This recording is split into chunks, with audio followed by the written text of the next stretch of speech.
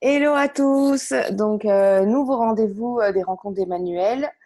Et donc, on devait être en direct, mais on a des petits problèmes d'ordinateur, voilà, des petites configurations qui fonctionnent pas. Donc, du coup, on vous fait l'enregistrement et vous pourrez vous poser vos questions en commentaire. On y répondra avec plaisir. Donc, les rencontres d'Emmanuel, c'est des interviews que je fais auprès de chefs d'entreprise. Ils ne connaissent pas mes questions avant, de façon à pouvoir y répondre de façon spontanée et de toute façon en toute honnêteté, de façon à partager leur parcours, leurs conseils, leurs réussites, leurs échecs aussi, voilà, la façon dont ils ont mis en place leur vie de chef d'entreprise au sein de leur vie de façon générale. Et aujourd'hui, on reçoit Clélia. Clélia, donc, qui est formatrice chez Manureva, formatrice au métier de maquilleur professionnel au niveau des futurs mariés. Donc, Clélia, je vais te laisser déjà pour te présenter. La question facile, celle-là. Présente-toi. Facile, pas tant que ça quand même. Donc, moi, je suis Clélia Guilbault, je suis maquilleuse depuis 13 ans, coiffeuse depuis 8. Mmh. Voilà. Je suis arrivée dans le Var il y a 6 ans, 6 ans et demi, 7 ans à peu près, dans ces eaux-là. Voilà. Et c'est il y a 5 ans que j'ai rencontré Priscilla. Je ne parle pas trop de ma vie d'avant parce que c'est vraiment à partir de ma rencontre avec Priscilla G que mon métier a totalement changé. Donc avant, on va en parler vite fait, j'étais vraiment dans le milieu du mannequinat. Voilà, donc je D'accord. travaillais en agence à Marseille, tout ça. J'ai travaillé avec des marques de vêtements, notamment une des plus connues, c'est Calvin Klein, pour montrer un peu que Ok. voilà, c'est vraiment le monde de la mode. Et avec Priscilla, j'ai découvert tout ce qui était la photographie thérapeutique Mmh. et je me suis vraiment orientée vers le particulier, vers l'accompagnement en fait. Alors, dans la photographie thérapeutique, voilà, de cette redécouverte de ces traits du visage, se apprendre à s'aimer, à se réapproprier. Donc, moi, c'est vrai que je reste assez centrée à cette zone-là. Je laisse le reste du corps à Priscilla. Et ensuite, ça m'a permis d'énormément évoluer dans mon métier, notamment auprès de mes mariés, parce que j'ai pu apporter voilà, cette approche que j'avais d'accompagnement des femmes avec mes mariés et du coup répondre beaucoup mieux à leurs attentes qu'avant où des fois je ne comprenais pas forcément ce qu'elles voulaient, j'arrivais pas à rentrer dans leur tête et vraiment voilà ce process qu'on a eu avec Priscilla que j'ai créé avec elle parce qu'elle n'a pas mon métier de maquilleur-coiffeur, j'ai pas son métier de photographe, mais on a réussi à mettre en place quelque chose de vraiment très complémentaire et maintenant je ne pourrais plus m'en passer, quoi.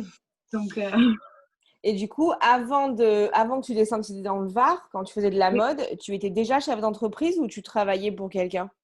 Non, j'ai été chef d'entreprise. Alors, l'anecdote, c'est que moi, j'ai donc 2 diplômes de maquillage, enfin 2 diplômes, 2 certificats de connaissances acquises parce que maintenant, il existe des diplômes d'État. C'est un peu tiré par les cheveux d'ailleurs parce que c'est pas vraiment reconnu comme métier. Oh, mais Alors, apparemment, tu sais, il y a très peu de métiers dans le mariage qui ont des diplômes reconnus d'État, de toute façon, voilà. hein. Oui, non, mais bon, c'est pas comme si nos chefs d'État se mariaient pas non plus, hein, donc ils se maquillaient pas non plus là, pour passer à la télé. Mais bon, bref. Et ma première entreprise, donc je l'ai ouverte, j'avais 21 ans, je l'ai déclarée en maquillage, parce que j'avais pas encore mon diplôme de coiffure. Et on m'a gentiment radié quelques mois plus tard en me disant, mais vous n'êtes pas esthéticienne. Ah, même parce qu'il Ah, fallait un diplôme d'esthétique, mais moi, on ah. m'a rien dit. C'est même pas Voilà. la même chose, les gars, non? Non, c'est pas du tout le même métier, mais bon, du coup, voilà. Donc après, je suis passée en couveuse d'entreprise, qui m'ont aussi D'accord. aidé à créer une entreprise, parce que c'est bien beau d'avoir des diplômes dans notre métier, mais en fait, c'est pas le métier de chef d'entreprise qu'on nous apprend quand on nous Tout à apprend un fait. métier. Tout à Voilà. fait. C'est exactement ça aussi qu'on essaye de faire chez Manureva. C'est vraiment d'apprendre un métier, mais aussi d'apprendre la posture chez l'entreprise parce qu'on peut Voilà. être très, très doué dans son métier. Et c'est ce qu'on dit dans le podcast de Sébastien Cabanest sur le- la formation de Stéphane, c'est qu'en soi, on peut avoir un métier, une passion et être hyper doué. Mais si on n'a pas la posture chez l'entreprise qui va avec, ben, personne ne le saura en fait qu'on est super bon. Voilà. Donc, Voilà. Ensuite, en vrai, alors c'est pour décourager personne qui veut se lancer dans son entreprise, mais notre métier, on va le faire, allez, au meilleur du temps, je vais dire à 60-50. Je crois que je suis vraiment ah généreuse. ouais, ouais, ouais, je suis d'accord Voilà. avec toi. Attends, ça me Voilà. perturbait, j'avais les pas les oiseaux dans le bon sens.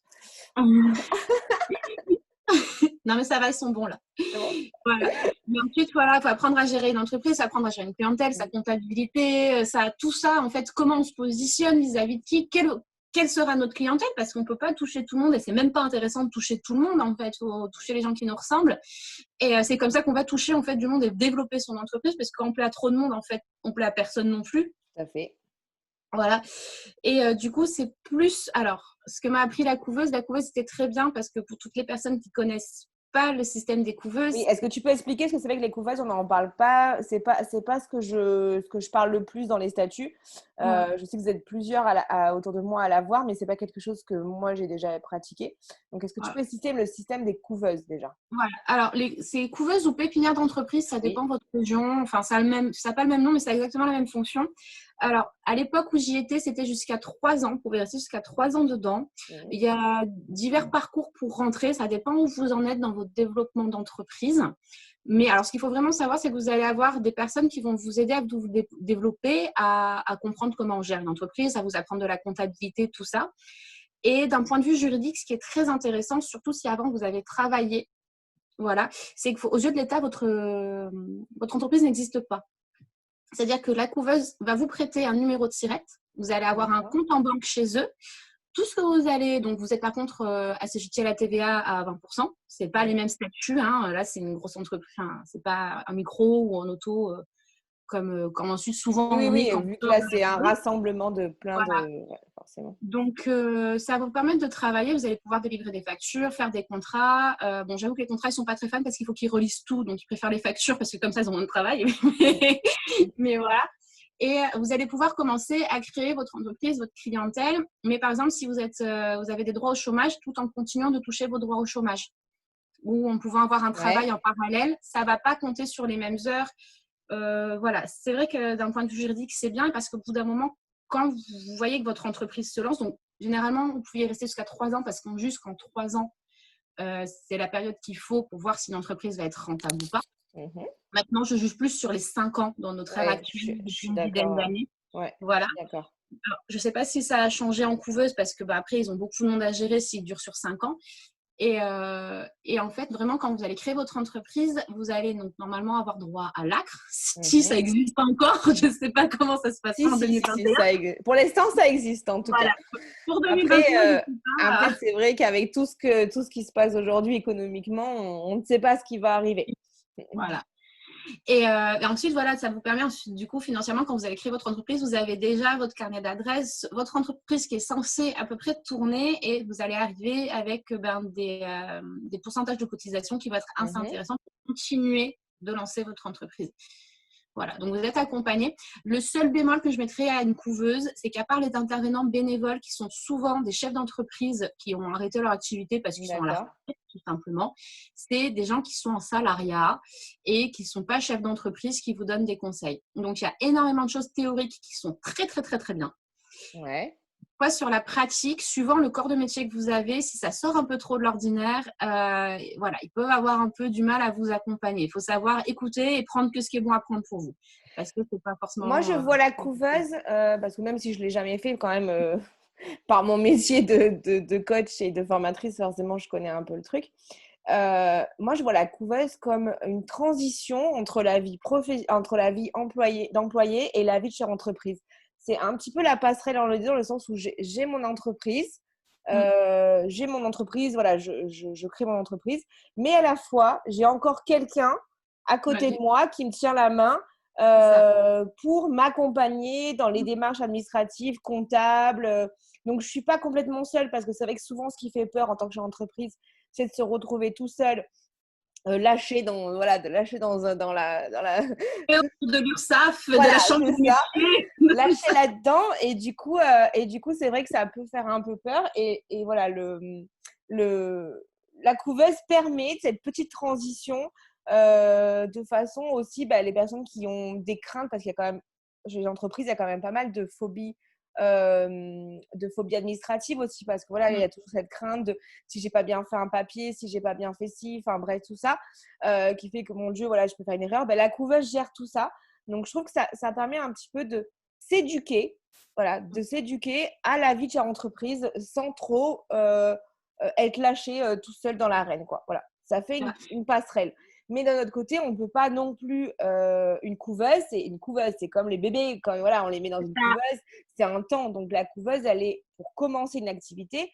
En tout cas, elle n'est pas pour y rester non plus 10 ans. Bien d'accord. Bah, on ne peut pas, légalement, Voilà, il ne peut pas déjà. nous garder tant de temps. Ensuite, ce que je vais rajouter, c'est que moi, j'ai fait la couveuse, donc il y a presque une dizaine d'années maintenant, un peu moins. Et par contre, si j'ai toujours une question ou un lancement de projet et que j'ai besoin d'appui ou de leur réseau, ils sont toujours là. Donc moi, pour ceux qui sont des Bouches-du-Rhône, parce que ça ne marchera pas dans le Var, c'est Cossens. Voilà, que je recommande parce que moi, j'ai eu une bonne expérience. Hein. J'ai dit les pour et les moins bien de ce que j'avais pu vivre avec eux. Mais c'est vrai que là, quand j'ai eu des projets, j'ai pu quand même appeler, avoir une oreille attentive, avoir un autre regard. J'ai également pu passer avec eux une équivalence BTS de création et gestion de toutes petites entreprises. Donc, c'est quand même un diplôme supplémentaire et que j'ai pu passer parce que j'ai été dans la couveuse avec eux. Okay. Voilà. Je sais Oui, pas si souvent dans les couveuses, il y a aussi un rassemblement des métiers au niveau des chefs d'entreprise qu'il y a là. Et par exemple, je sais que j'ai des amis coachs qui sont en couveuse et elles me disent que du coup, elles peuvent participer, genre s'il y a dans la couveuse un comptable, s'il y a un graphiste, s'il y a enfin ce genre voilà, différents métiers, et que du coup, la couveuse propose au sein de la couveuse pour les participants, pour ceux qui font la couveuse, des formations inter-couveuses de façon à ce que chacun finalement apporte son expertise et son savoir au sein des entrepreneurs. Donc, ça peut aussi avoir ce genre de coworking finalement où on rassemble les compétences de façon à pouvoir évoluer partager ensemble. et évoluer ensemble. Donc, c'est aussi un bon argument, je trouve. C'est un très gros réseau, une couveuse, surtout si vous prenez une entreprise qui est là depuis très longtemps, parce qu'en fait, vous avez accès aux archives de toutes les personnes qui sont passées. Donc ensuite, faut accepter de donner son mail. On sait qu'on va sans doute recevoir du mailing de personnes qui se lancent. Oui. C'est le jeu, mais c'est une base de travail et il y a énormément de bienveillance. Il faut savoir si quand on rentre, on a intégré un groupe d'une dizaine de personnes et souvent ce groupe, on se soude, on est au début. T'as compris ce qu'il a dit? Non. Donc ça crée de l'entraide et souvent on se suit après derrière. Et ils arrivent quand même bien à matcher. Par exemple, moi, j'ai été dans un groupe où il y avait des créatrices de vêtements. Donc, c'est vrai qu'il y a une entraide au niveau, si on veut faire du visuel, on peut s'aider. Des choses comme ça.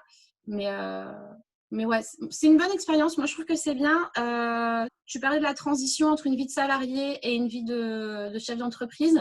Je pense aussi que ça s'adresse à des gens qui sortent des écoles. Comme moi, où je suis sortie d'une école de maquillage, c'est bien, j'ai appris un métier, mais en soi, Oui, tu déjà as à appris l'école, que le métier finalement. et déjà à l'école, il y avait un sujet tabou énorme, c'était l'argent. Donc à chaque fois que je posais des questions de comment on tarifie, combien je tarifie, voilà, j'avais 20 ans à ma sortie de l'école, donc pour moi, j'étais un bébé. Il y a des gens qui sont capables de le faire. Moi, j'étais absolument pas capable de le faire à l'époque. J'étais lâchée dans une jungle. Qu'est-ce que je fais? Comment je fais? Je n'avais absolument aucune réponse. Et c'est à la couveuse qu'on m'a appris à tarifier et arrêter de regarder forcément le voisin parce qu'on sait aussi qu'il y a des courses au plus bas prix et que c'est pas ça qui va te faire vivre. Voilà. Et de me dire clairement que alors moi je vais le dire, et c'est ce que je dis en formation aussi, en dessous, et c'est vraiment le plus bas, en dessous de 30 € de l'heure, ne sors pas de chez toi, tu vas perdre de l'argent. Voilà. Alors c'est difficile à faire comprendre. C'est aussi, c'est un sujet qui me semble très important aussi, du coup, merci d'en parler. Un sujet très important aussi au niveau de la vie de chef d'entreprise et de la posture chef d'entreprise, parce que là, je me sers à chaque fois de vos métiers de porte d'entrée, mais en fait, ce qui m'intéresse dans ces interviews, c'est vraiment finalement votre posture chef d'entreprise et quel que soit votre métier. Et on se rend compte, parce que du coup, t'es pas la première à passer, on a déjà eu pas mal de monde avant toi. Et à chaque fois, finalement, quel que soit le métier que l'on pratique en tant que chef d'entreprise, les problématiques sont les mêmes, les croyances que l'on met sont les mêmes, les freins que l'on met sont les mêmes. Et l'argent est un gros frein au niveau de la vie de chef d'entreprise, de la petite entreprise. Déjà parce que souvent, on vient d'un passif avec une expérience professionnelle d'employé, où du coup on a cette référence au SMIC. Ensuite, on peut avoir aussi, selon notre éducation, ce truc de l'argent c'est sale, l'argent c'est mal. Attention, si tu gagnes trop d'argent, ça veut dire que tu n'es pas honnête, ou les gens vont être jaloux de toi, donc il ne faut pas en parler, il ne faut pas faire ci, il ne faut pas faire ça, enfin tout ça, qui fait que ça nous met des freins et ça nous met finalement un plafond de verre au niveau de l'argent, qui fait que du coup, on va avoir ce problème de légitimité à se dire oh, mais non, je ne peux pas me vendre ce prix-là, je ne mérite pas de me vendre ce prix-là, oh mon Dieu.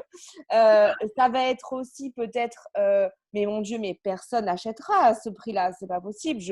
Les clients, ils veulent pas mettre ce tarif-là. Enfin, toutes ces croyances finalement qui nous sont des freins. Et comme tu dis très bien, un chef d'entreprise, on ne peut pas calculer son taux horaire comme on calculerait le taux horaire de quelqu'un qui est employé. Tout simplement parce que l'employé, c'est son patron qui va payer ses charges. Donc, du coup, quand il va toucher 12, 13, 15 euros de l'heure, c'est le patron qui a déjà fait la différence des 15 ou 30 euros. C'est le patron qui les a payés, ces charges-là. Alors que le chef d'entreprise, quand il fait 30 euros de l'heure, c'est lui qui va payer ses charges. C'est lui qui va être découpé parce que ce n'est pas 30 euros qui vont lui permettre d'aller se faire un resto avec son chéri ou avec ses enfants, quoi que ce soit. Non, ces 30 euros, ça va lui permettre en premier de payer ses charges sociales, ses charges obligatoires et ensuite les charges de gestion de l'entreprise aussi. Donc, à la fin, il ne reste pas du tout 30 euros. Et on est bien souvent, si tu pars sur un taux horaire de 30 euros, je pense qu'au final, pour 95% des patrons, enfin des chefs d'entreprise, à la fin, il leur reste moins que le SMIC pour leur compte à eux. Hein.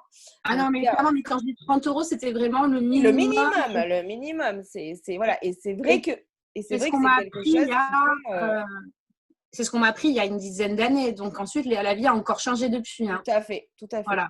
Donc, c'est vrai que c'est important de prendre conscience de ça parce que malheureusement, on a toujours ce truc et je suis sûre que si tu as… Enfin, moi, quand j'étais wedding planner, je participais à des groupes Facebook de mariés. Alors, pas parce que ce n'était pas ma clientèle du tout, mais j'aimais bien voir où en était la mentalité dans ce marché-là. Et c'est vrai que souvent, quand il y avait quelqu'un qui mettait un tarif ou quoi que ce soit, la personne se faisait presque incendier. Oh mon Dieu, c'est un scandale, le prix. Oh là là, tel prix pour une journée ou pour 2 heures, c'est un scandale, c'est l'escroquerie. Parce qu'on se marie, du coup, il gonfle les prix. Non. Je connais très, très peu de prestataires de mariage aujourd'hui. Et pourtant, ça fait quand même très longtemps que je suis dans le monde du mariage. J'en connais très, très peu qui roulent en Ferrari. Qu'on soit bien d'accord. J'en connais très, très peu. Qui ont acheté un hôtel 5 étoiles derrière. Enfin, voilà, je ne dis pas que c'est impossible, mais en tout cas, il ne faut pas croire que le vilain prestataire de mariage est là pour voler l'argent des mariés, en fait, pas du tout. C'est que c'est le marché actuel, c'est les charges sociales, et je ne les critique pas, de la France. C'est tout ce que ça nous impose comme structure et comme logistique au sein de nos entreprises qui font qu'on fait nos tarifs. C'est pas juste parce qu'on a envie de voler nos mariés, quoi. Et dans pas mal de métiers, tu as aussi, je pense à notamment le mien, photographe, vidéaste, tout l'achat du matériel. Exactement. Donc, c'est aussi à prendre en compte dans nos charges et les gens ne se rendent pas forcément compte de tout ce tarif-là. Moi, j'ai plus du tout ça depuis 4-5 ans, plus du tout. Justement, qu'est-ce que tu as mis en place pour justement te lever ces plafonds de verre et ces croyances sur l'argent? Alors, les croyances au niveau de l'argent, moi, ça n'a jamais trop été un sujet tabou. Donc, du coup, j'ai pu en parler. Je viens d'une famille qui est indépendante. Ça m'aide aussi énormément. Ouais, tout à fait. Voilà. Clair. Et puis, au bout d'un moment, ça a été le calcul de, au début, je m'aligne un peu avec mes collègues parce que j'aime pas trop le mot concurrente parce qu'en fait, moi, je suis en concurrence avec personne. On ne fait pas la même chose. On est copines, donc on est collègues, on a les mêmes clientes. Il y a du travail pour tout le monde, il n'y a aucun souci. Moi, j'ai des doublons tout le temps. Donc, il n'y a pas de souci. On partage avec nos collègues. Très, très bien. Donc, au début, je m'étais alignée parce qu'on arrive un peu, on ne sait pas trop, on tâtonne. Et puis après, au bout de la fin du mois, je fais j'ai pas un SMIC. J'ai pas un SMIC. Donc, là, c'est que mes tarifs ne sont pas assez élevés pour que moi, je puisse vivre tout simplement parce que c'est mon métier. Je fais que ça à l'année. J'en vis. Et au bout d'un moment, oui, en plus maintenant j'ai des enfants et tout, j'ai envie de leur offrir une belle vie. J'ai envie de m'offrir une belle vie sans rouler en Ferrari, hein, c'est-à-dire pouvoir aller au resto, pouvoir leur offrir des vacances, des choses très très simples parce que du plaisir du quotidien. Donc déjà, ça. Ensuite, il y a aussi que je prenais de la bouteille. Donc, forcément, au bout d'un moment, tu te dis, les prestations que j'offre maintenant, c'est plus celles d'il y a 3 ans. Je suis beaucoup plus expérimentée. C'est ça. Je vois les différences de mon travail. Donc, forcément, j'ai augmenté mes tarifs. Et après, pour plus avoir en fait de réflexion clientèle, tout simplement, ça a été ma communication.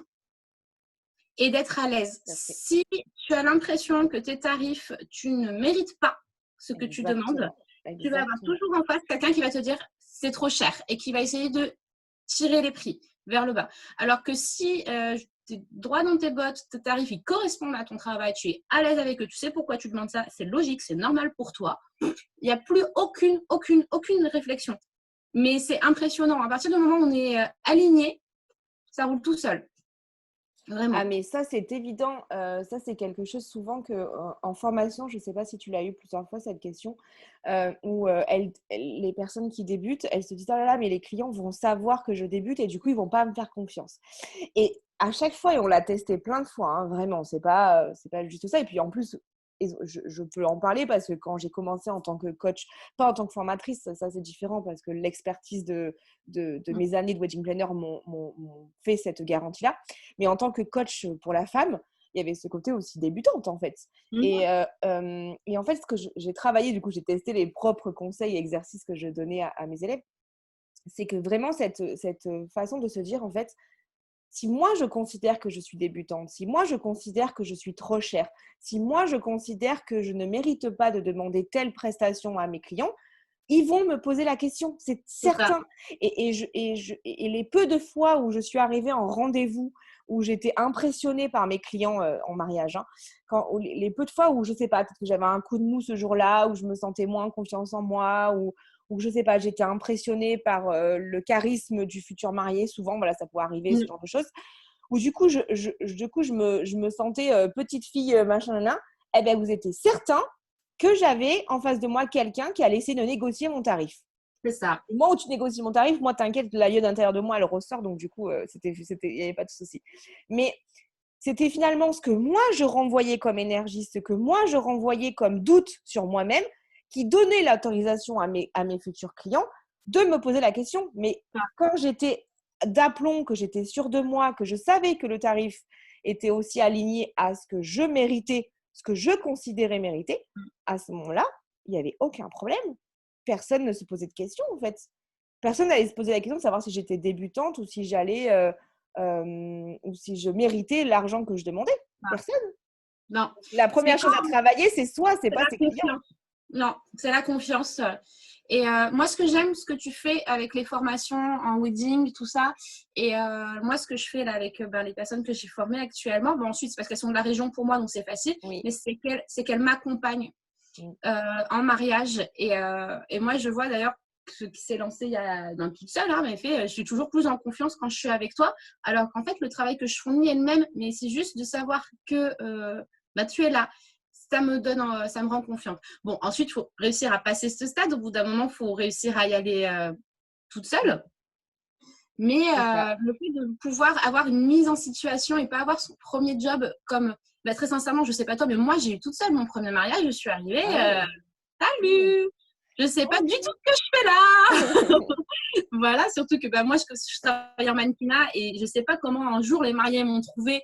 Et bonjour, je vous appelle, j'ai vu votre site, il n'y avait que du mannequinat, je me marie, j'aimerais que ce soit vous ma maquilleuse.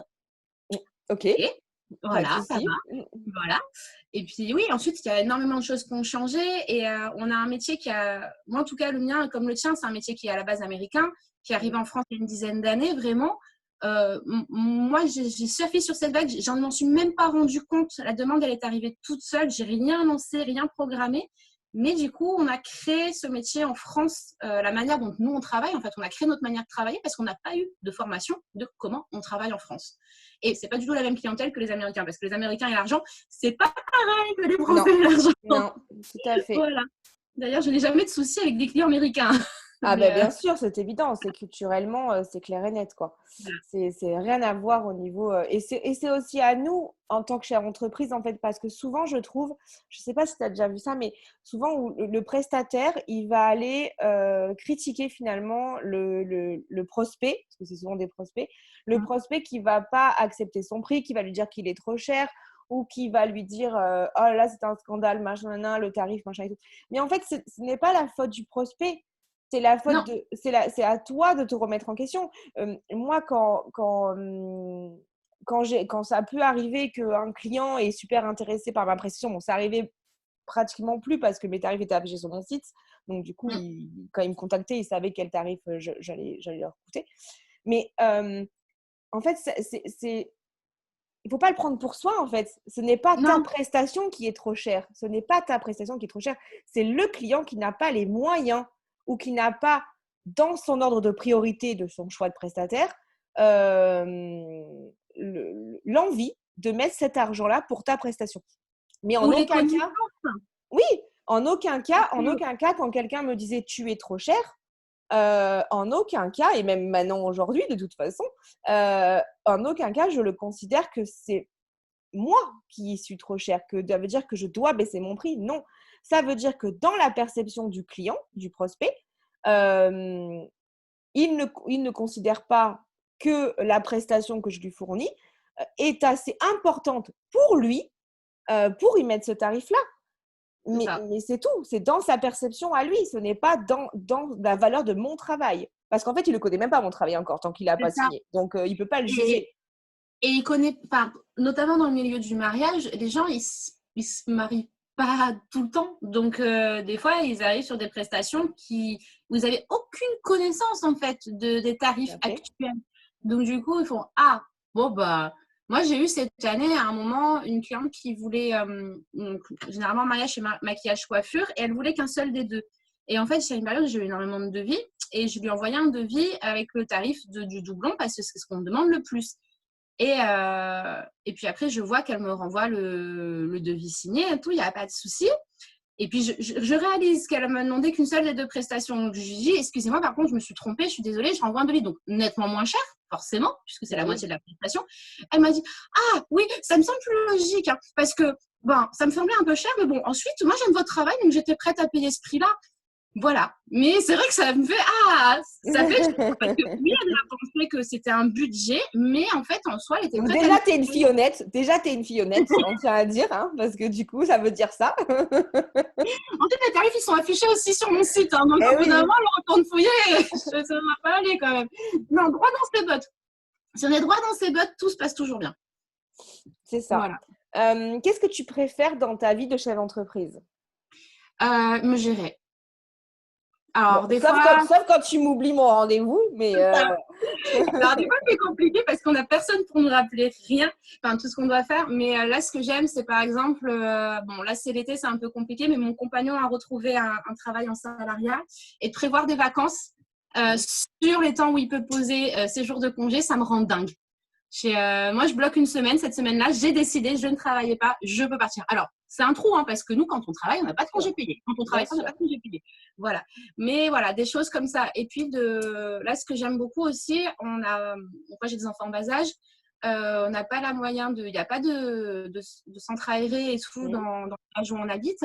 Donc, ben, je dois garder mes enfants en journée. Mon compagnon a des horaires assez sympas. Donc, il est à la maison à 15h. Ben, tous mes rendez-vous, je peux les planifier à partir de 15h30. Et je fais mes 35 heures. Si on peut parler de 35 heures en tant que chef d'entreprise. Voilà, je travaille, je gagne ma vie.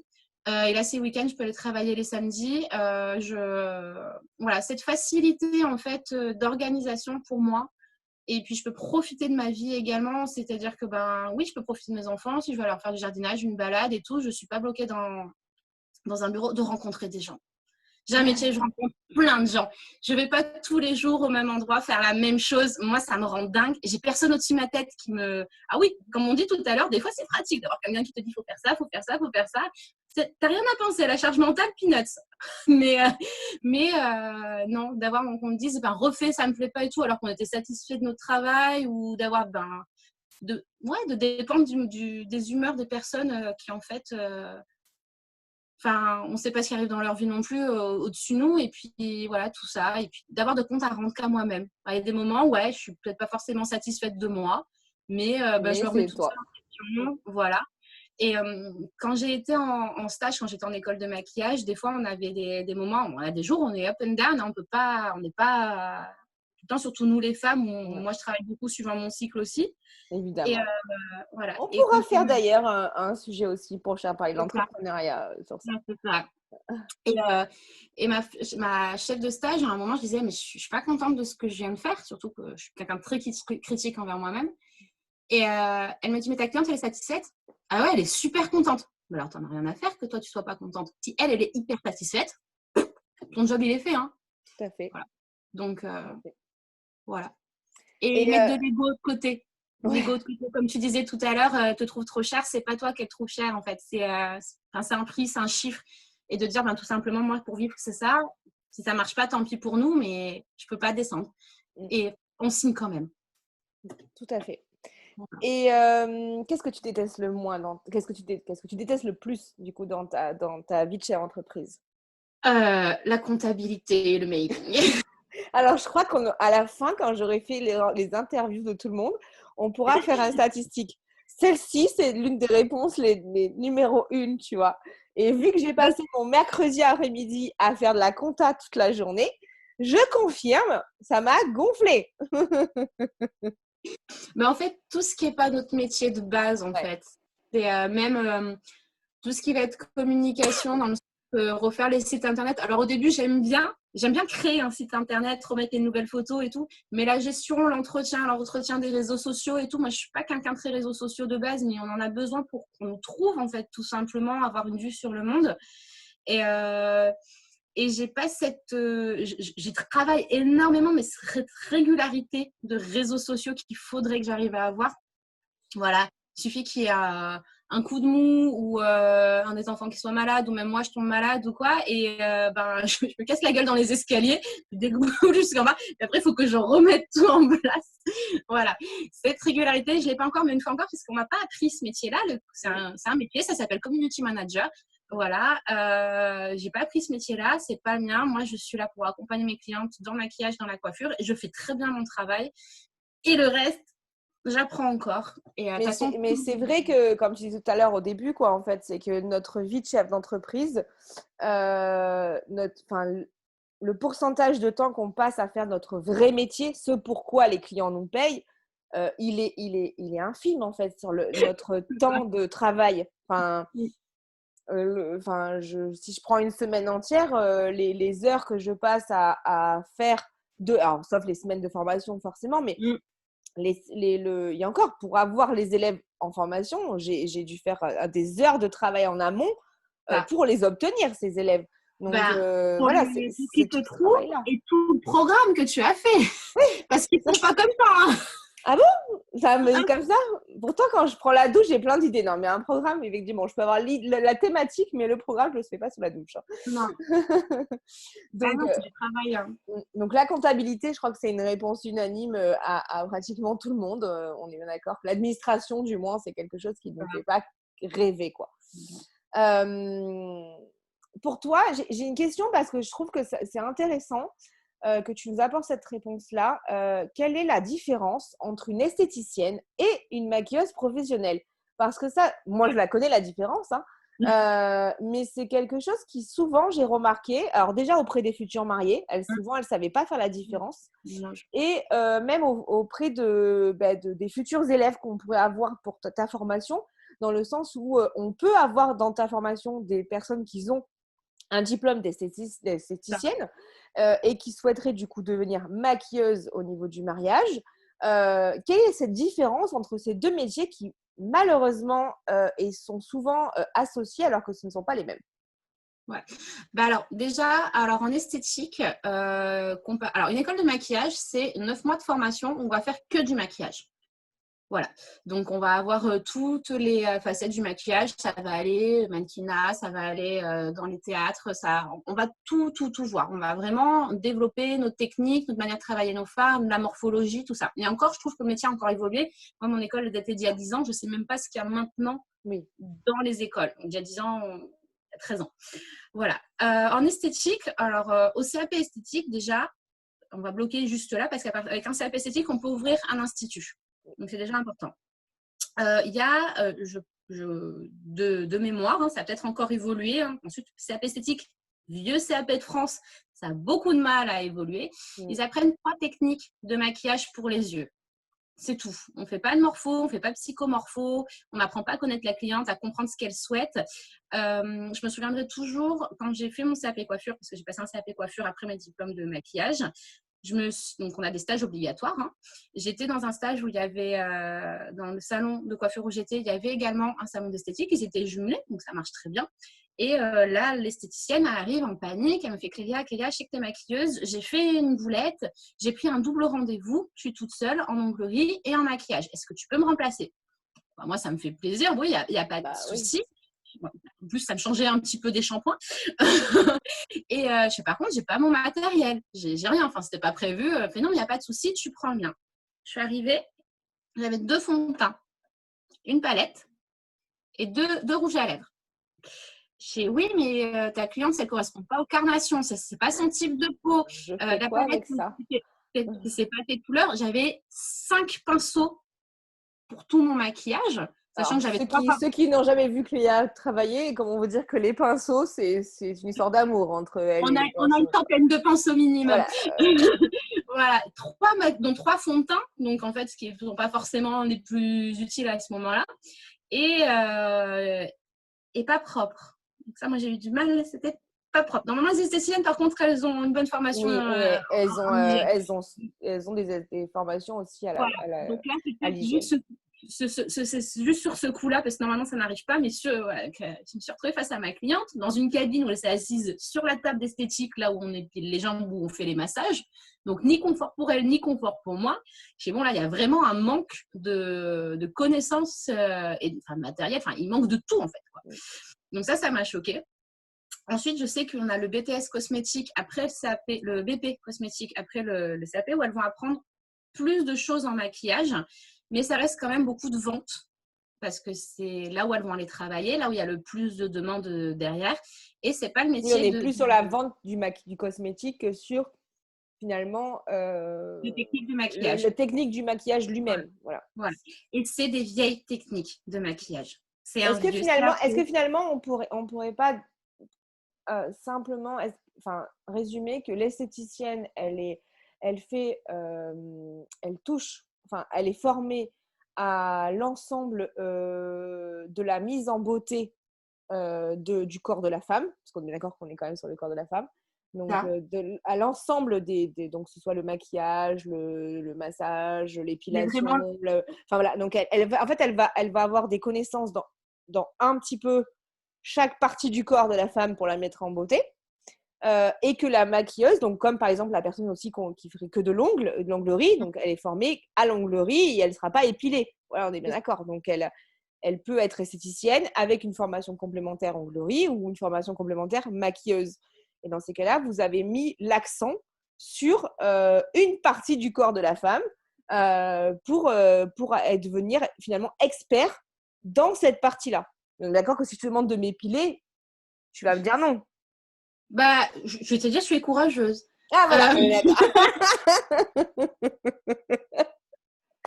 Voilà. Mais voilà, moi je sais que par exemple j'ai ma sœur qui est esthéticienne et en soi moi je sais qu'elle a toujours ma sœur a fait pas mal de formations complémentaires derrière, mais elle dit que le maquillage, enfin quand elle a fait son diplôme, le maquillage c'était des choses très succinctes et que par exemple quand je faisais du mariage et qu'elle avait son salon d'institut, je lui envoyais des mariés quand c'était du standard. Voilà, quand je savais qu'elles voulaient un maquillage standard, qu'elles avaient une peau standard, parce que du moment où il y avait de la particularité, elle ne savait pas faire et elle le disait clairement, elle n'a pas été formée pour ça. Ça, en fait, c'est des vieilles techniques et très peu de techniques. Donc, ça ne correspond pas aux attentes d'aujourd'hui. Et moi, ce que j'ai beaucoup vu il y a des esthéticiennes qui maquillent très, très, très bien. Ah oui, après, elles peuvent être passionnées, évidemment. Après, elles peuvent être passionnées là-dessus et elles-mêmes avoir mis en place des techniques. C'est ça. Et puis, il y en a, elles ont instinctivement, ça passe tout seul. Hein. C'est vraiment, ça vient aussi. C'est là aussi. Et alors, ce n'est pas un métier artistique, maquilleuse. Maquilleuse artistique, c'est un métier. Mais maquilleuse, c'est comme quand vous allez chez le coiffeur et que vous n'êtes pas content parce que le coiffeur, il a fait ce qu'il voulait et parce que vous vouliez. Maquilleuse, c'est pareil. On n'est pas là pour répondre à nos attentes, on est là pour répondre à l'attente de la cliente. Et c'est ce que j'ai vu beaucoup quand j'ai fait des doublons sur des mariages. Des fois, j'ai une collègue que je ne connais pas forcément qui vient pour maquiller une partie des invités parce que toute seule, je ne peux pas faire que demain. Voilà. Et je vois ce qui manque énormément à ces personnes qui sortent d'esthétique, c'est la compréhension de la demande de la cliente. Voilà. Et des techniques, en fait, qui ne sont pas adaptées à la cliente. Parce qu'on va bien comprendre que nous, à part la mariée qui a peut-être la trentaine, en tout cas, moi, c'est ma clientèle, elle a la trentaine, on a énormément de clientes qui ont plus autour de la quarantaine. Une peau de 40 ans, ce n'est pas une peau d'une minette de 20 ans. Je vous confirme. Voilà. On ne peut pas maquiller pareil, les attentes ne sont pas les mêmes. Et tout ça, en fait, c'est absolument pas géré parce qu'elles ne savent pas faire. Et je vois, en fait, du coup, à la première phrase de la cliente, donc elle se voit dans le miroir et que ça fait « Ah ». Donc déjà, nous, on n'aime pas du tout, hein, parce que ça veut dire qu'on va foirer notre boulot. Et puis après, bon, moi, je sais, maintenant, j'ai plus du tout ça parce que j'essaie de comprendre où est-ce que je n'ai pas compris parce que, en fait, c'est qu'il y a eu une mésentente au bout d'un moment. Mais la personne en face qui ne sait pas, qui n'arrive pas à comprendre, voilà, elle se décompose et à partir de ce que la cliente, elle s'engouffre. Et alors là, tu ne peux plus rien faire. Tu ne peux plus rien faire. Tu ne seras pas contente de son maquillage. Jusqu'au bout, elle va te faire retoucher. Jamais tu t'en sortiras. C'est vrai que ça, c'est quelque chose que j'ai quand même fait plus de 300 mariages, donc des maquilleuses et des esthéticiennes, j'en ai croisé beaucoup pendant le jour J, hein, que je sois en organisation complète ou en coordination jour J. Et il est vrai, et vraiment, hein, ma sœur est esthéticienne, donc je ne critiquerai absolument pas le métier lui-même. Par contre, pour la particularité mariage, j'ai toujours essayé d'envoyer mes mariés, de leur montrer l'importance d'aller vers la maquilleuse parce que déjà, elle sait gérer son temps au niveau de… En mariage, on a un temps qui est limité hein, parce qu'il y a beaucoup de choses à faire par la mariée, donc on doit respecter. Donc, la maquilleuse mariage, elle est spécialisée, donc elle a l'habitude de travailler avec une équipe de prestataires et elle a l'habitude donc du coup de gérer son temps et de le respecter. Ensuite, elle va avoir ce côté où son maquillage et la qualité du maquillage qu'elle utilise est adaptée à une journée de mariage où il fait chaud, où elle va pleurer, où elle va stresser, où elle va transpirer et qui va devoir être impeccable jusqu'à tard dans la nuit. On est d'accord que ce serait dommage qu'elle arrive à l'entrée à sa salle avec un maquillage qui est complètement fadasse ou passé. Donc, deuxièmement, il y a ça. Et elle est aussi habituée à travailler dans les conditions d'un mariage. Par exemple, moi, j'ai eu des esthéticiennes, et si les personnes qui étaient avec moi ce jour-là sont passées par là, elles vont vite se rappeler de qui je parle, de quelle mariée je parle en tout cas, où l'esthéticienne, souvent en plus, les mariées, elles choisissent une esthéticienne parce que l'esthéticienne est beaucoup moins chère en prestation qu'une maquilleuse mariage, ce qui est logique vu qu'elle n'est pas spécialisée en maquillage. Et du coup, l'esthéticienne, donc je l'ai au téléphone avant, hein, donc on lui a, c'était, je crois, son esthéticienne de son esthéticienne de d'habitude, donc elle avait voulu voilà, qu'il épilait, qu'il lui faisait voilà, tout ça, et qu'il avait proposé du coup donc l'alliance de confiance y était. Elle avait fait des essais plusieurs fois en institut, donc ça jusqu'à là ok. Et le jour du mariage, donc moi je cale mon planning avec elle, elle sait qu'elle passe après la coiffure parce que du coup j'aime bien que le maquillage soit ce côté où la mariée se détend, donc on commence la coiffure et quand c'est possible en tout cas on fait le maquillage après. Et du coup, la maquilleuse, la esthéticienne plutôt, qui m'allonge la mariée, donc elle était coiffée avec un chignon, et elle m'allonge la mariée pour faire le maquillage parce qu'elle ne savait pas maquiller assise. Elle ne savait pas. Elle ne savait pas maquiller quelqu'un assise. Donc, c'est-à-dire que heureusement que l'équipe de coiffeurs, c'était Yvan et Linda qui était avec nous. Yvan et Linda avaient d'autres personnes à coiffer. Donc, du coup, ils étaient sur place. Donc, ils n'ont plus retouché la coiffure une fois qu'elle avait maquillé. Mais quand je lui ai expliqué que ce n'était pas possible, en fait, que ce n'était pas possible, ben, elle ne savait pas faire, en fait. Donc, évidemment, c'est anecdotique et pas tous les esthéticiennes font ça. Et quand attention, hein, je ne suis pas du tout en train de critiquer un métier.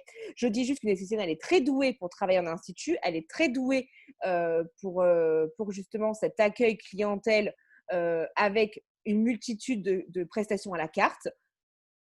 Mais si on veut spécialiser dans le mariage, si on veut spécialiser dans le maquillage mariage, il faut être formé à ça. On ne peut pas juste consulter esthéticienne parce que une mariée, ça a des demandes particulières, ça a des besoins particuliers, les conditions d'un mariage sont particulières, l'organisation d'un mariage sont particuliers et que ça s'apprend parce que une mariée qui arrive à la mairie avec un maquillage qui ne lui convient pas, que la peau ne lui ça va pas et quoi que ce soit, je vous assure que ça lui gâche une journée, quoi. Je vous assure. Moi, j'ai vu des mariées où une fois que la maquilleuse est partie, l'assistante est partie, elle se démaquille. Elle se démaquille, quoi. Ah oui, moi j'en ai où elles sont dans la salle de bain, elles sont démaquillées et là t'arrives, tu fais qu'est-ce que tu fais? Ah non, mais c'est pas possible, elle a pas du tout écouté ce que je voulais, elle a pas fait ce que je voulais, elle a pas fait ce qui était prévu à laisser, enfin bref, tout ça et tout, quoi. Donc du coup, c'est pas possible. Enfin, en tant que femme, et là j'accepte le cliché, forcément ça pose un problème parce qu'on a cette image, le jour de son mariage, on a envie d'être parfaite. Donc, mais oui, mais d'être parfaite à l'image et à l'image de soi-même, bien sûr. Voilà, c'est ça. Et du coup, la beauté est propre à chacun, les envies sont propres à chacun. Et c'est ce que j'explique aussi, c'est que pour une personne, quand elle dit qu'elle veut un maquillage chargé, c'est pas forcément ce qu'un maquillage chargé veut dire pour une autre personne. Et là, c'est à nous de savoir, de comprendre, de rentrer dans sa tête. Et oui, c'est dur. Je pense que... Alors, j'espère que moi, ça m'est jamais arrivé. En tout cas, a priori, non. Mais j'imagine pas le stress que là, ça doit engendrer. Mais je l'ai eu aussi avec de la coiffure, aussi. Je veux dire, la mise en beauté. Plus, il faut rajouter que le jour d'un mariage, la mariée est hyper méga stressée. Si elle a une exigence auprès d'elle-même et de l'image qu'elle veut renvoyer, elle peut vraiment être dans l'angoisse. Donc, il n'y a pas que non plus le professionnel. Il y a aussi le fait que peut-être que les essais, ça allait très bien et que ce jour-là, son image d'elle-même ne lui convient pas. Mais en tout cas, le professionnel doit le capter. Le professionnel doit le capter. Moi, ce que j'explique bien aussi, c'est qu'on doit être des éponges à stress. On doit tout absorber, ni rien prendre pour nous, parce qu'en fait, en soi, on est là pas pour leur servir de punching ball, loin de là, mais pour accepter que des fois, mais des fois qu'il y a un mot un peu plus haut, que des fois, elle voit ça monte, et puis on est là pour la faire redescendre. Et normalement, ça va jamais très loin. Et d'être sûr que... moi, je vois que quand j'ai le moindre doute, je pose la question, ça va pas. Elle me dit qu'il faut changer, non, mais j'ose pas. Ou... Des fois, elles ont peur même de nous déranger en tant que prestataire, mais même pour laisser. Alors que pour laisser, vas-y, on est là pour essayer. Ah oui, on est là, quoi. Mais je lui ai dit, moi, tu vas pas me blesser ou me faire mal. Mon ego, il n'est pas là. Si tu n'aimes pas, tu as le droit. Pourquoi tu n'aimes pas? Qu'est-ce qu'on peut faire pour que ça change? Qu'est-ce que tu préférais? Où est-ce que ça pêche? C'est trop foncé, c'est trop clair, il y a pas assez de mascara. Dis-le. Et du coup, déjà, laisser, moi, je suis comme ça. Donc, le jour du mariage, elle se gêne pas pour me le dire généralement s'il y a quelque chose ou si elles ont changé d'avis ou si finalement quand elles se voient, l'essai il a eu lieu quelques temps avant, elles ont un peu plus bronzé, alors du coup il y a un petit peu des changements, finalement elles ont changé un accessoire, est-ce qu'on peut adapter? Mais oui, c'est pas un tatouage, on peut tout changer, c'est du maquillage. Oui. Et même maintenant les tatouages on peut les recouvrir et tout. Voilà. Ça peut qu'est-ce que en tant que formatrice du coup, qu'est-ce que tu souhaiterais que, si tes élèves devaient repartir avec une seule chose de ce que tu leur transmets, qu'est-ce que tu voudrais que ce soit? De la confiance. La confiance à leur travail, de la confiance en eux et dans la confiance de ce qu'ils peuvent apporter à leurs clients, qui vraiment qui soit qui ait plus de doute dans leur esprit, qu'ils sachent où ils vont.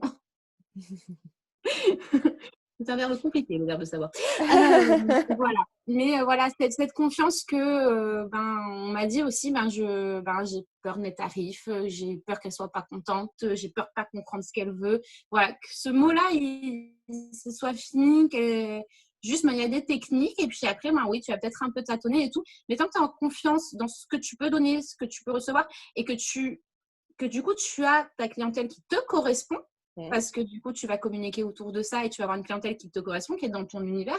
Parce que si c'est des gens qui ne sont pas du tout alignés avec toi, comprendre ce qu'ils veulent, ça va être très, très, très difficile. Donc, il faut des gens qui te ressemblent. Et du coup, après, leur faire comprendre qu'après, ça peut aller tout seul et que c'est des personnes différentes. Il n'y a personne qui est là pour être méchant avec toi. Ils veulent juste... c'est censé être un des plus beaux jours de leur vie, que ce soit dans le plus parfait possible. Et on est là pour répondre à cette demande et avec confiance et avec plaisir. Voilà. Tout à fait. Quel est ton pire échec de ta vie de chef d'entreprise? Et du coup, tu es chef d'entreprise depuis très longtemps, hein, petite Ouais, jeune ça commence. fille. Comment ça fait? Et quel est Euh, pour toi ton pire échec finalement dans ce parcours? je sais pas trop.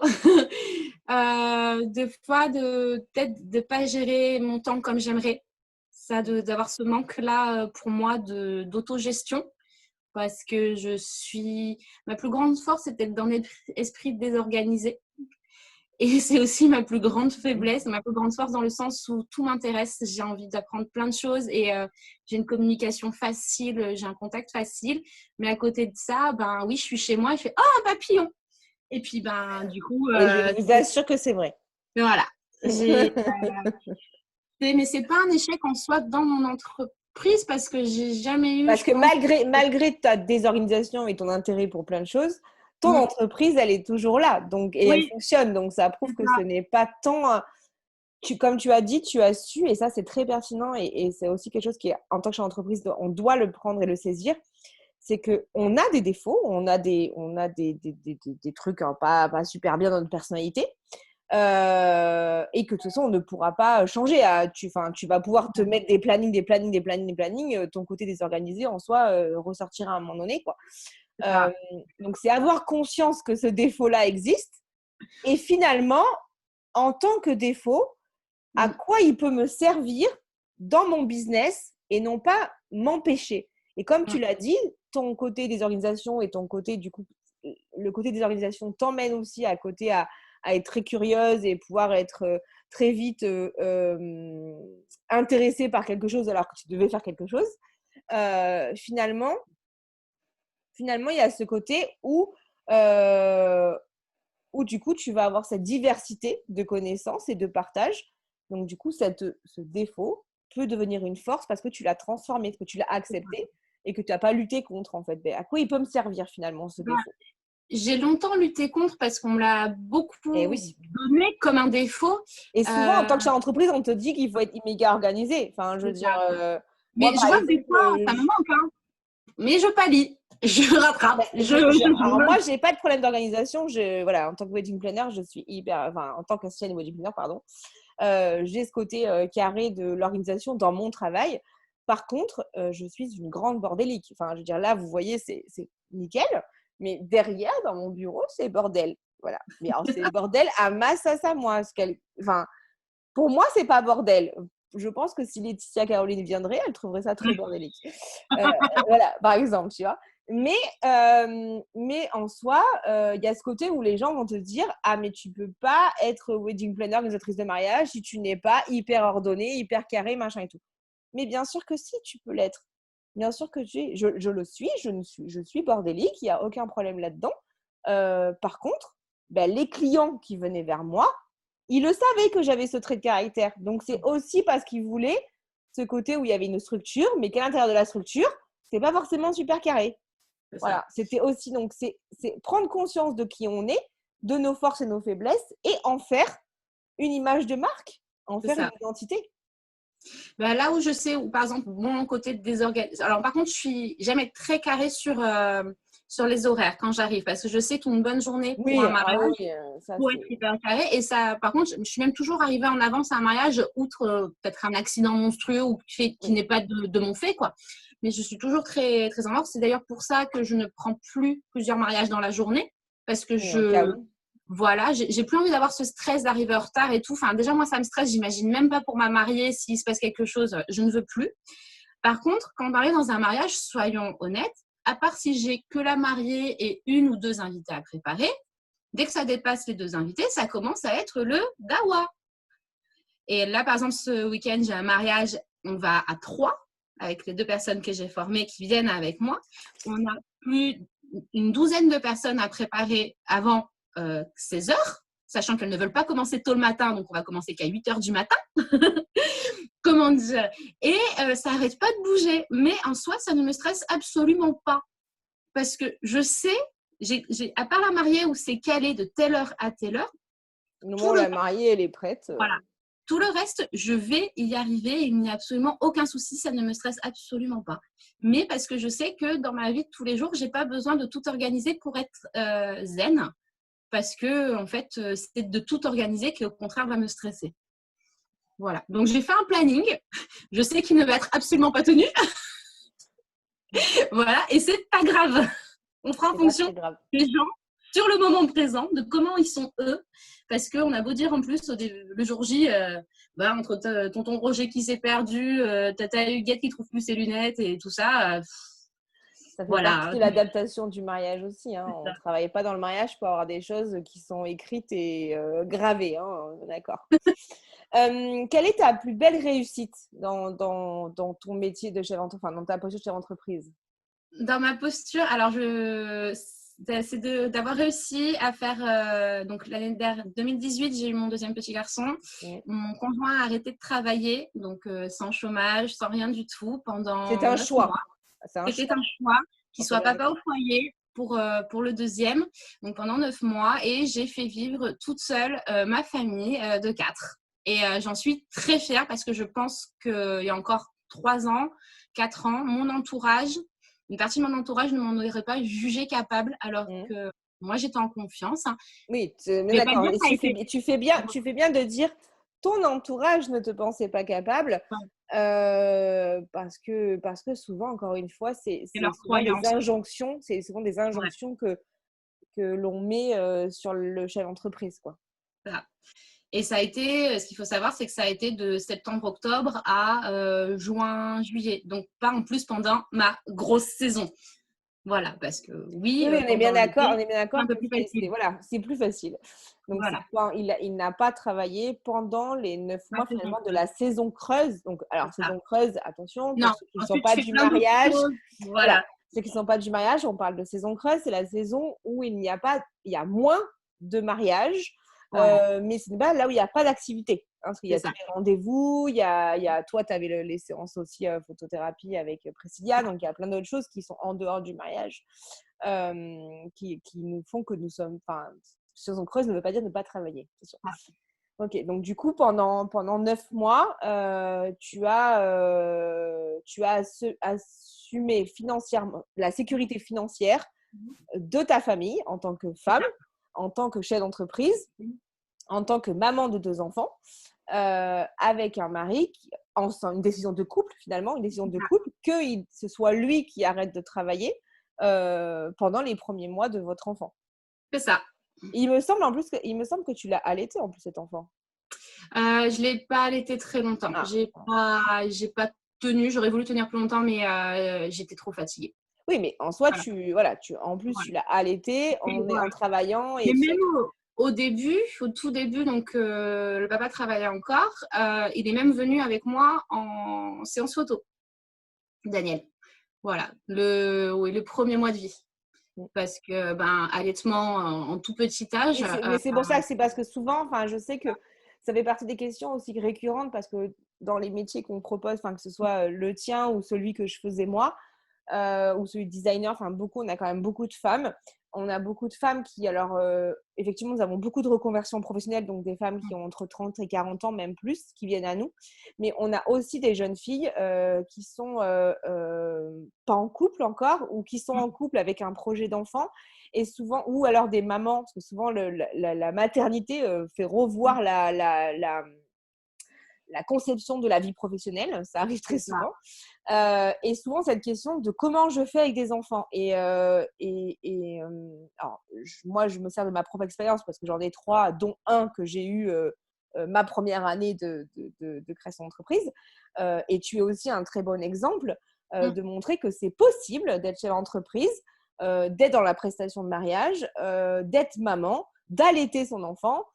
Et que finalement, encore une fois, ce n'est pas les clients qui nous empêchent de faire, c'est ce que nous, on va s'autoriser. Toi, tu t'es autorisé à venir en séance photo avec ton bébé.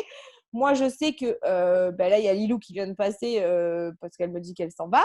Voilà, je ne le cache pas, j'ai 3 enfants, j'ai 2 ados. Bon, maintenant, ils sont grands, mais même quand ils étaient petits, ben, je travaille de chez moi. Il se peut pendant un rendez-vous ben, que mes enfants rentrent. Il se peut que quand je suis en live, il y ait quelque chose à me demander.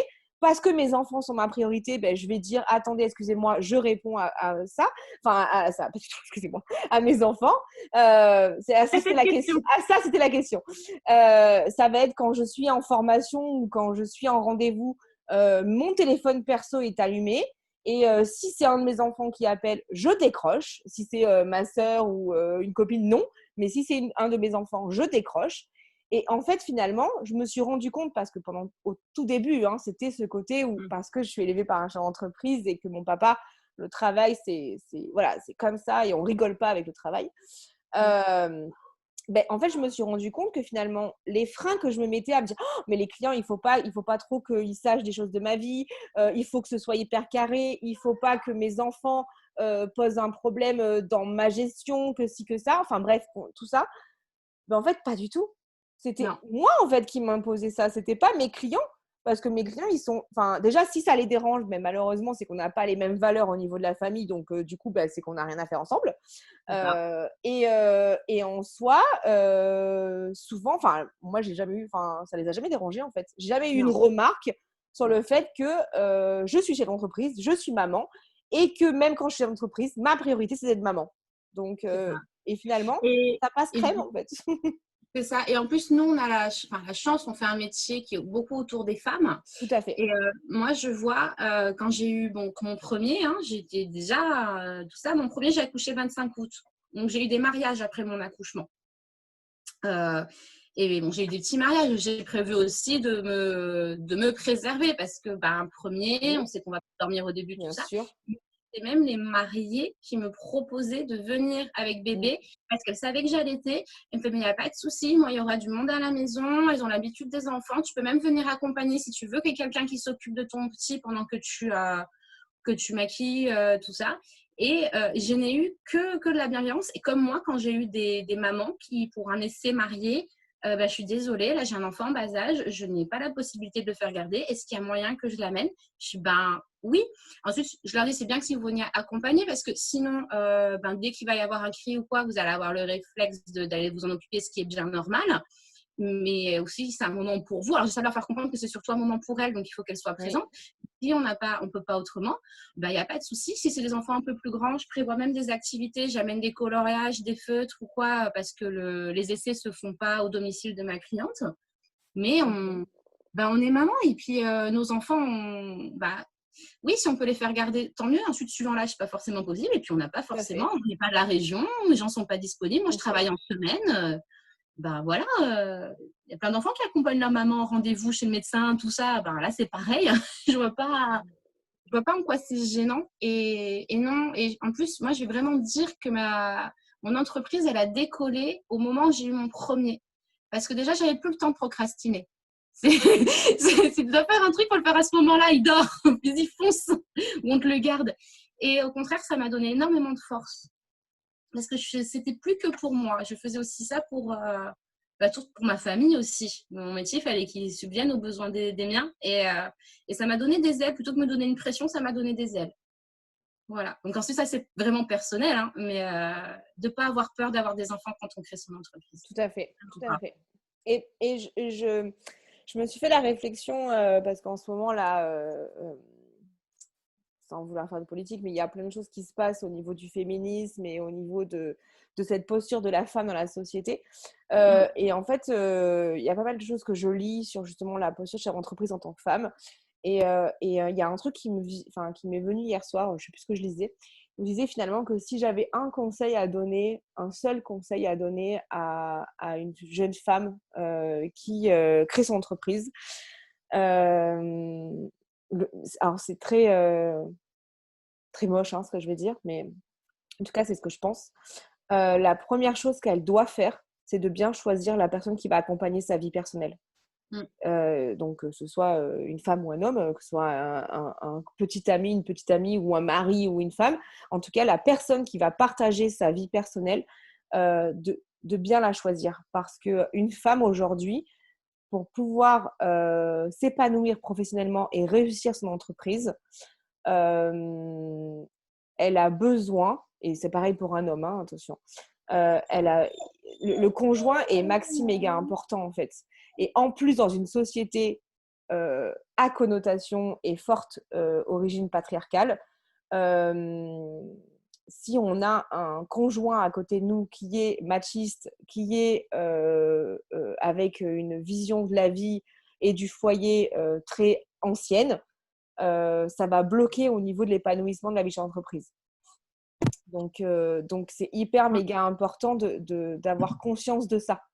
Et c'est vrai que voilà, en tant que femme, en tant que femme créatrice d'entreprise, le choix du conjoint est maxi important. Ça vaut mieux être seule que mal accompagnée dans ces moments-là. Parce que moi, je vois, j'ai des peut être un collègues. vrai frein. Moi, j'ai beaucoup d'élèves que j'ai formés. Ouais.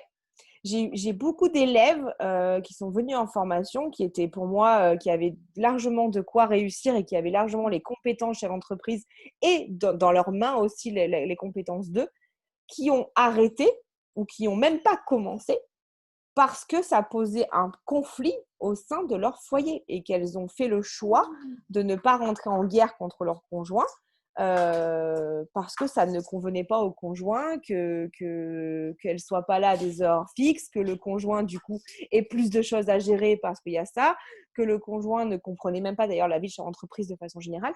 Et franchement, c'est très difficile. C'est très difficile d'aller se battre professionnellement et de mettre l'énergie, la motivation à réussir une niche entreprise quand la personne qui partage notre intimité ne nous soutient pas et surtout nous met encore plus de freins à nous dire que ce n'est pas ta place, quoi. Ça.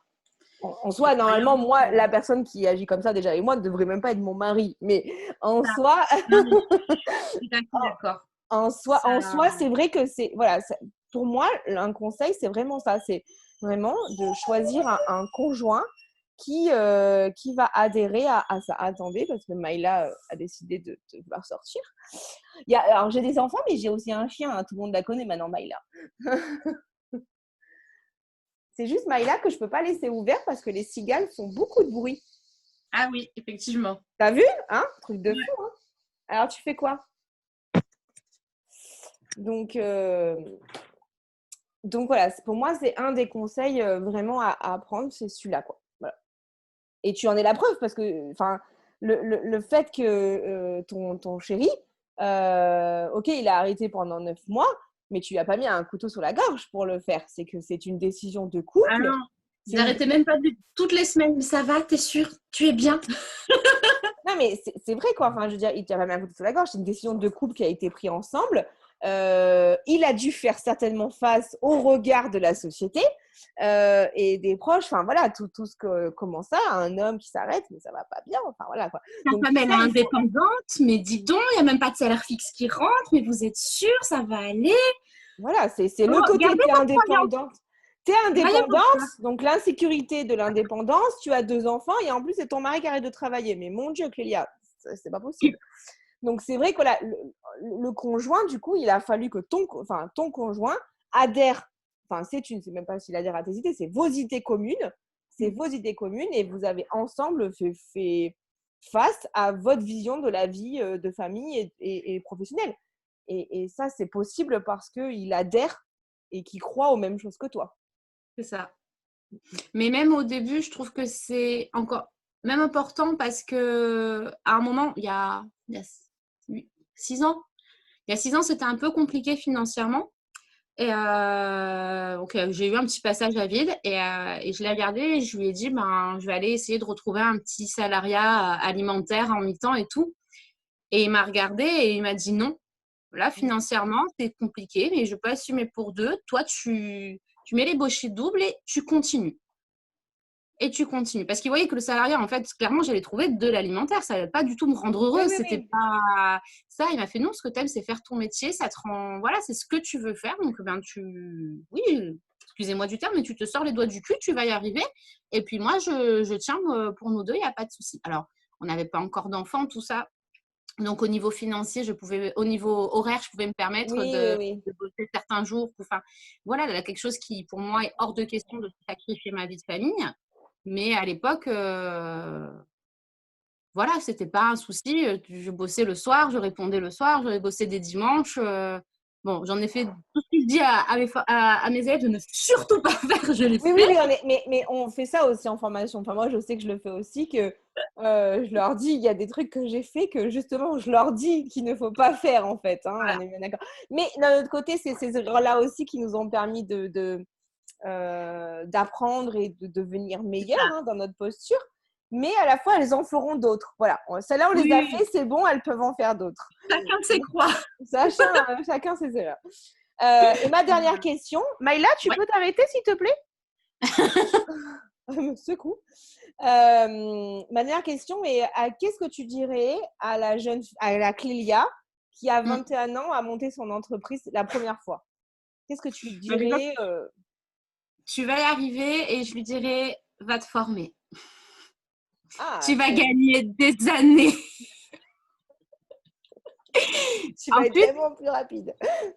Ensuite, à l'époque, il n'y avait peut-être pas toutes les formations qu'on peut offrir maintenant Oui. parce que justement, c'était un métier qui était en train d'évoluer dans notre pays. Mais je ne savais pas que je pouvais me former. Je ne savais pas que j'avais des droits de formation. Oui. Déjà rentrée en couveuse, parce que je suis rentrée plus tard en couveuse quand même. Hein, j'ai un peu vadrouillé comme j'ai pu pendant quelques années. J'ai retrouvé aussi un moment où je suis allée en vente cosmétique. Après, j'ai fait mon CAP coiffure où cette année-là, j'ai fait beaucoup de collabs, mais j'ai pas fait énormément de travail. Donc, j'étais pas. Je frisais la légalité, soyons honnêtes. Voilà.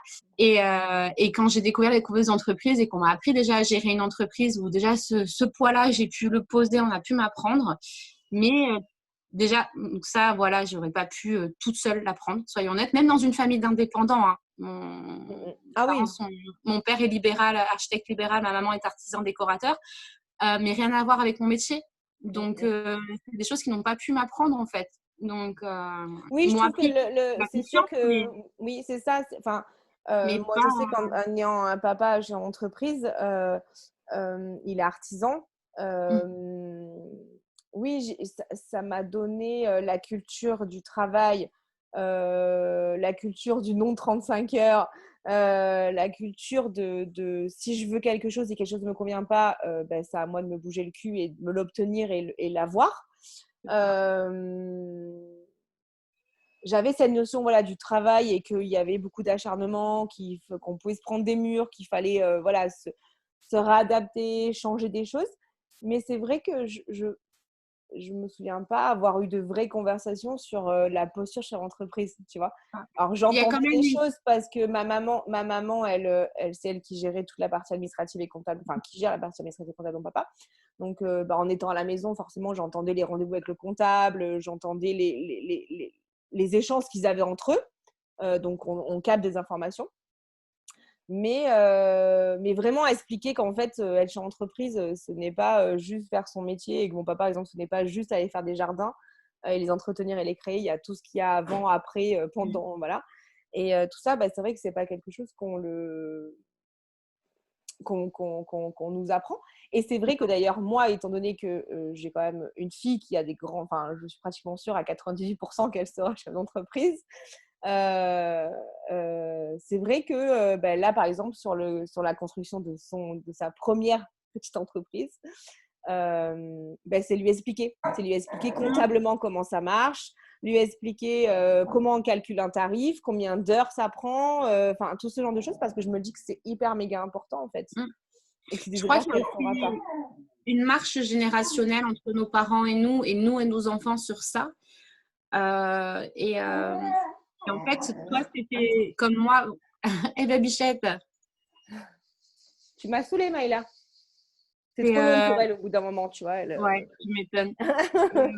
Et même si ta maman, elle aidait ton papa, entre guillemets, tu vois, elle lui faisait, c'était pas son entreprise, c'était l'entreprise de ton papa. Tout à Et fait. même ma mère qui a été mère au foyer pendant des années avant d'être. Moi, j'ai 3 frères cadets, donc elle restait elle restait un petit moment à la maison de son choix. Et je crois qu'on a plus cette passation facile de mère à enfant pour aider à créer que nos papas ont avec nous parce que tout simplement, ils n'ont pas eu cette culture-là. Et déjà, nos papas, je trouve qu'ils apprennent énormément de choses, notamment sur l'évolution des conditions des sexes.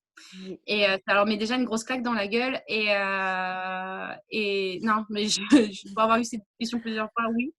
Oui, Et oui, je te confirme. apprendre à leurs filles, ils sont très fiers de leurs filles qui sont chefs d'entreprise, mais je crois que leur demander de nous apprendre à l'être, ça aurait été très compliqué pour eux. Tout à fait. Voilà. Tiens, je pourrais d'ailleurs demander à mon papa un jour de faire un rendez-vous avec moi, des rencontres d'Emmanuel. Tiens, il va falloir plusieurs mois de préparation à ça, donc je vais commencer la prochaine fois que je le vois. Voilà.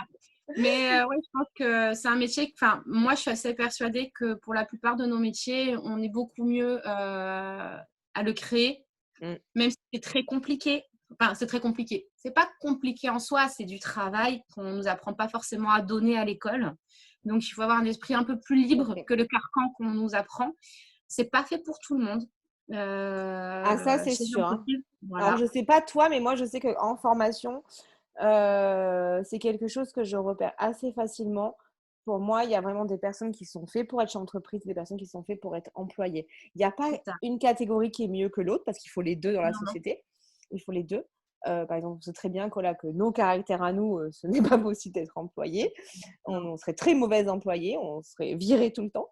C'est vrai, il faut être honnête. Ah, moi, j'ouvrirais trop ma gueule. Voilà, mais c'est pour ça, moi aussi. Donc, du coup, forcément, on se ferait virer, quoi. On est très mauvaise pour suivre, donc c'est pas la peine. Mais je trouve qu'en formation, ça, je le repère très facilement, de savoir les personnes qui sont faites pour être chef d'entreprise ou les personnes qui sont faites pour être employées. Et je trouve qu'aussi en formation, c'est intéressant. Moi, je sais que quand on fait les formations sur les cursus métiers un peu longs, dans l'entretien final, je leur donne mon ressenti. Peut-être que je peux me tromper, mais en tout cas, je leur dis attention, est-ce que tu es vraiment sûre que tu es faite pour supporter cette vie-là? Parce que c'est vraiment un style de vie à part entière à supporter et un style de vie qui est complètement différent. Donc, voilà, moi, si je prends rien que mon mari, en soi, David est un très, très bon employé. Il a des fonctions voilà, il a des fonctions hautes et il a des responsabilités. Donc ça, ok, mais par contre, il est fait pour être employé. Enfin, je rejoins pareil. Donc, mon conjoint était artisan boulanger. Et c'est très dur d'être boulanger. Tu n'as pas de vie de famille. Ah oui. Voilà, c'est très, très dur. Et après, donc, le premier, on s'est posé, ça n'allait plus dans son travail. Et on s'est vraiment posé la question, est-ce que tu veux ouvrir ta propre entreprise? Voilà, parce que moi, j'étais à 100% derrière lui. Je savais qu'on allait en chier des bulles parce qu'avoir une entreprise qui marche en boulangerie, c'est très compliqué. Mais si c'était ce qu'il voulait faire, moi, en soi, je comprends, il n'y avait pas de souci. Et puis, à un moment, il m'a regardé et il m'a fait, moi, quand je rentre à la maison, je ne veux plus penser au travail. Et c'est pour ça que je dis ça, parce que moi, le mien, c'est pareil. Mon mari, c'est la même. Ça va être compliqué parce qu'en fait, ton entreprise, le plus dur dans ton entreprise, c'est d'arrêter d'y penser. C'est la charge mentale de ton entreprise qui est le plus dur. Voilà, on était tout le temps en train. Là, par exemple, ce week-end, j'ai une maman mariée qui a fait un gros coup de stress, qui m'a harcelée dimanche, qui m'a envoyé texto sur texto sur texto. Alors, j'ai pas de numéro pro perso. J'ai choisi d'avoir un seul téléphone. Mais du coup, au bout d'un moment, j'ai fini par appeler. Mais qu'est-ce que tu fais? Mais écoute, là, j'appelle, mais si je l'appelle pas, elle va monter en pression, ça va exploser. Mais j'étais en week-end, j'étais censée m'occuper de mon fils, on était en train de faire du jardinage. Au bout d'un moment, voilà, je l'appelle, je la gronde un petit peu en disant, écoutez, si j'ai pas répondu au premier, c'est qu'on est dimanche, que j'ai le droit aussi de m'arrêter. Mais en soi, quand elle m'a appelé, j'ai vu tout de suite le texto. J'arrive pas à m'empêcher de lire, donc je l'ai lu. Je savais toujours de suite à quoi ça correspondait, pourquoi, quand, comment. Enfin, tout est rangé ici et voilà, et on est tout le temps en train de penser à quelque chose. Tout le temps. C'est ça. Moi, ça me gêne pas. Ensuite, c'est aussi pour ça qu'on a des fois des disputes sur la charge de la maison. J'ai regardé, je me dis, écoute, chaton, j'ai toute la charge de l'entreprise, la charge de la maison va falloir un peu plus équilibrer parce que je peux pas. Là, je sature. Donc, il y a des périodes plus ou moins, mais voilà, et c'est pour ça, par exemple, quand on a eu une nounou, j'ai dit, mais à la comptabilité, la nounou, je ne la ferai pas. J'ai déjà mon entreprise à gérer. Je vais faire une comptabilité pour le petit. Voilà. Mais, pardon. Je suis sur le téléphone et j'ai un appel. Voilà. Donc voilà. Mais oui, une entreprise, on y pense tout le temps. On va conclure sur cette phrase-là. L'entreprise, on y pense tout le temps. Je pense que c'est une belle conclusion parce que je crois que ça fait. Alors, je n'ai pas de compteur sur Zoom, donc je ne sais pas, mais il me semble que ça fait bien un peu plus Et d'une depuis heure une quand bonne même heure. qu'on parle. Voilà. Ouais. Ouais. Donc voilà. Donc, Clélia, elle propose chez Manureva une formation qu'elle a appelée Bridal Class. Donc une formation sur 3 jours de perfectionnement au métier, pour les personnes qui ont déjà une base dans la beauté, un métier dans la beauté, et qui souhaiteraient spécialiser leur offre dans le milieu du mariage, donc auprès des futurs mariés et leurs invités. Donc cette formation, la prochaine session, je prends mon planning parce que tu comprends bien que je ne connais pas les dates de toutes les formations, hein, il y en a un peu trop. Donc la prochaine formation se fait le 3, 4 et 5 novembre. Ça sera dans le Var. C'est une formation qui peut être prise en charge soit si vous êtes déjà chez entreprise par votre fonds d'assurance de formation. Si vous êtes employé ou demandeur d'emploi, ça peut être pris en charge par les CPF.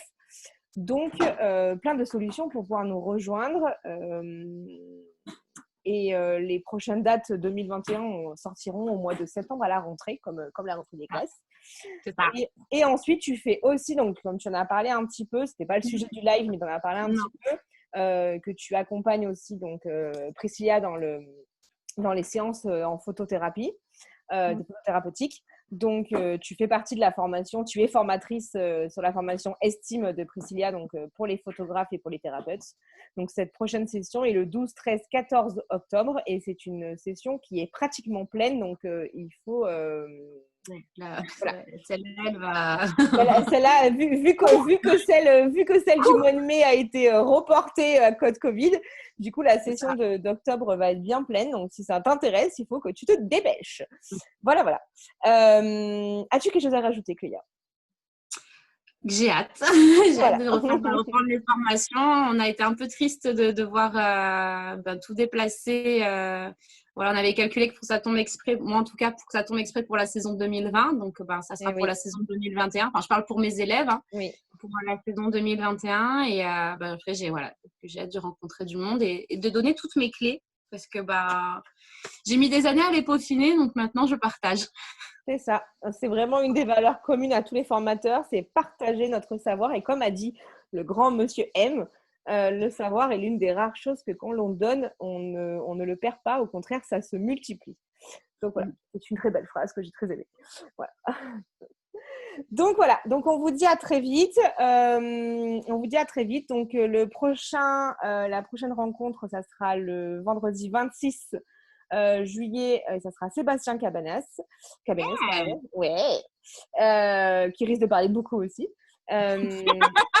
Et du coup, après, on continuera sur le mois d'août. Donc, si tu es chef d'entreprise et que tu souhaites participer aux interviews, déjà pour partager justement ton savoir et ta posture chef d'entreprise, et donc tu pourras inspirer et pour être inspirant. Et aussi, ça te fait de la visibilité, hein, parce que forcément, les vidéos sont sur LinkedIn, YouTube et sur Facebook. Donc, du coup, ça te fait de la visibilité. Tu me contactes et on prend rendez-vous. Voilà. Au revoir à tous. À très vite.